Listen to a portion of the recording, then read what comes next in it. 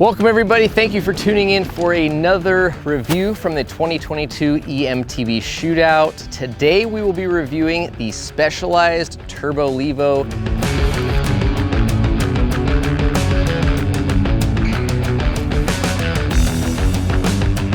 This is a bike that our crew has had a great time on. 2 of the 8 testers are with me here, Cole Gregg and Ryan Gaillon. And today, we'll be going over how this thing performed. If you aren't subscribed to the channel, make sure you do, because we're gonna go through each one of these bikes before we get to the grand finale episode where we talk about all the bikes, how they did, and where they stack up. So the Gen 3 Turbo Levo that we have here is a 150, 160 mil travel trail bike, which means it is on our 155 millimeters and less of rear wheel travel. That's kind of how we're sort of splitting up the test bikes here into a trail or enduro category. This is a mulleted e-bike, which means it is a 27.5-inch rear wheel and a 29 wheel up front. We have a Fox 38 performance line. Suspension is 160 mil again up front. Out back we have a Fox Float X2 rear shock. Drivetrain is handled by the SRAM X01 12-speed Eagle. We've also got SRAM Code RS brakes with a 220 up front and a 200 rear. Roval Traverse wheels, Specialized own drive unit, and a 700 watt-hour battery. This drive unit puts out 85 newton meters of torque, so it's a pretty peppy and powerful system. I think something worth noting is this is the second Levo we have, right? We have that orange Expert, which I've put a ton of miles on and ridden extensively. We recently did a long-term review on that bike. Have not had a single issue. One of our other testers personally bought one, has had 0 issue. This bike out of the box had an issue. Made a lot of noise. You could actually feel the vibration through the frame on like smoother road climbs through neighborhoods to get to other trail centers. We called Specialized. Joe Buckley was kind enough to answer the phone and get us in touch with their rider care team, which is something that a consumer would experience either through their local dealer or by calling rider care direct. We were pointed in the direction of a local shop, and they are a Specialized dealer. They had a drive unit in stock. We had an appointment, dropped it off, and within a couple hours, that drive unit is replaced, fixed, no problems. 2-year warranty still on that drive unit. So I know at first, right, when we unboxed this bike, we were all like, man, that's a lot of money, and like, that's a long time to wait for a bike. I know a lot of people are out there putting deposits on these and waiting months and months to get a bike, and then if day one it's making noise and vibrating, that's definitely a bummer. Yeah. But it might just be worth the wait. It's so good. We'll get to that soon. So, all right, let's get into the geo and then we'll uncan this thing. So 64.5 degree head tube angle, 76.2 degree seat tube angle. Size large has a 477 reach with a 635 stack height, 442 chain stays, a 1,255 mil wheelbase, and a 27 mil bottom bracket drop. These are obviously numbers for our particular setting.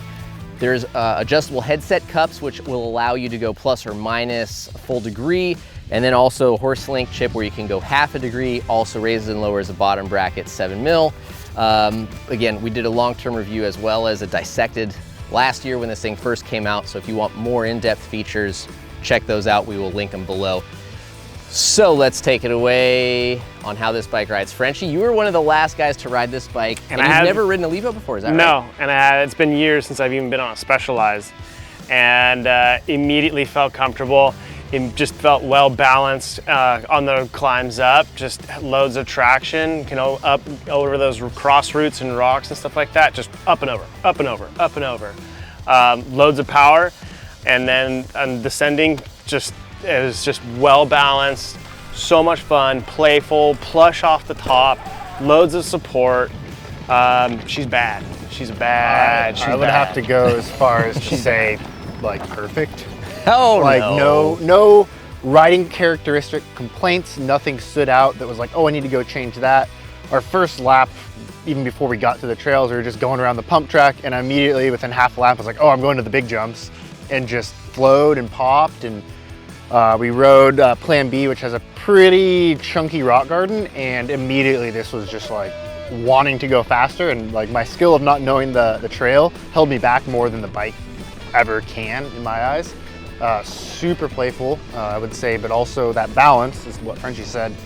It has like this soft, supportive feeling through the deep travel and the stroke that is just a joy to ride. Like, it's, of all the bikes here so far, for me, it's the best riding bike, like within a fair margin. And I'm really picky usually, and I honestly can't really find a complaint with this bike so far. I love the SWAT, like that access to tools is just, I mean, it's great.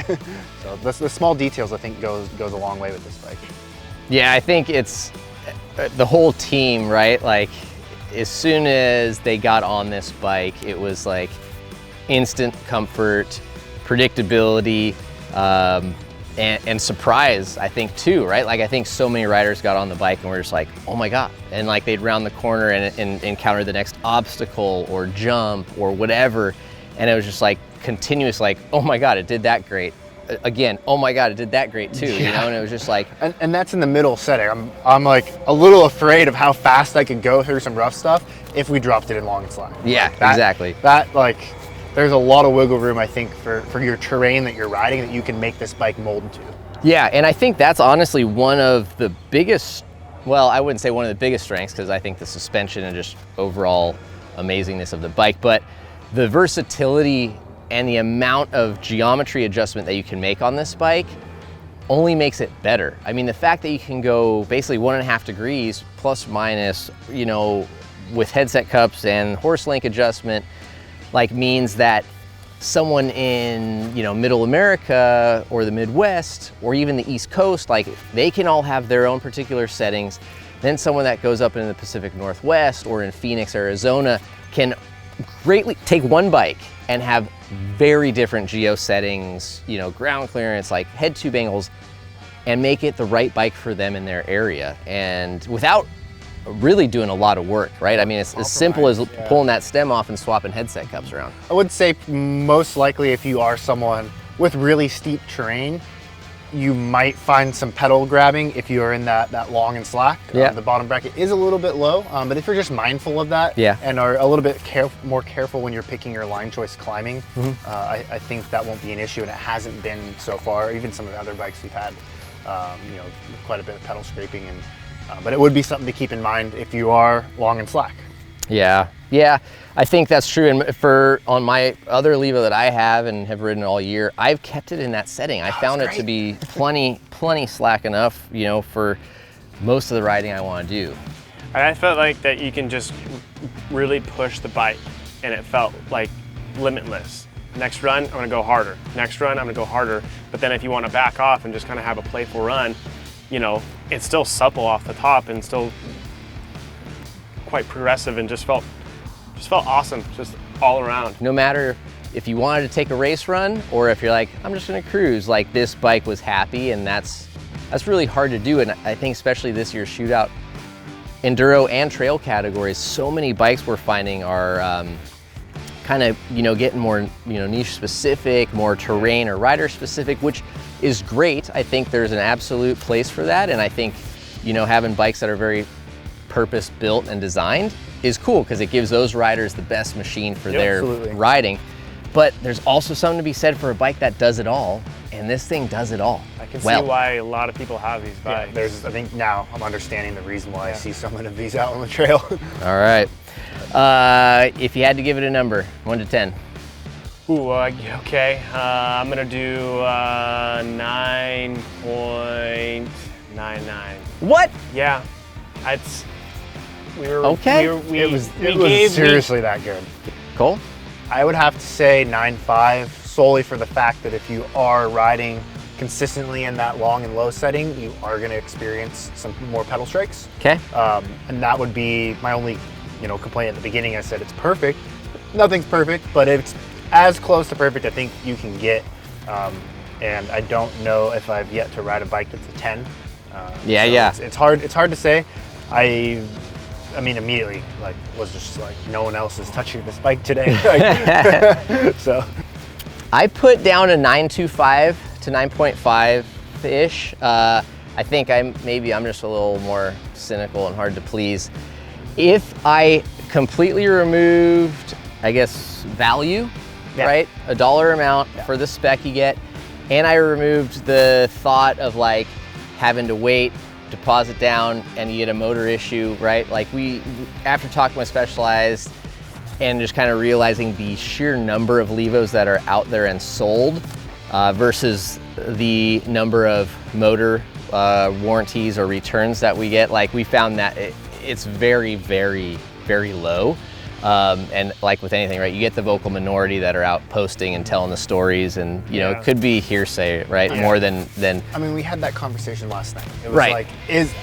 like, you know, you're spending a lot of money, and are you going to be waiting on this? Like, it's almost like if you, for whatever chance, experience that issue, it's worth the wait, I think.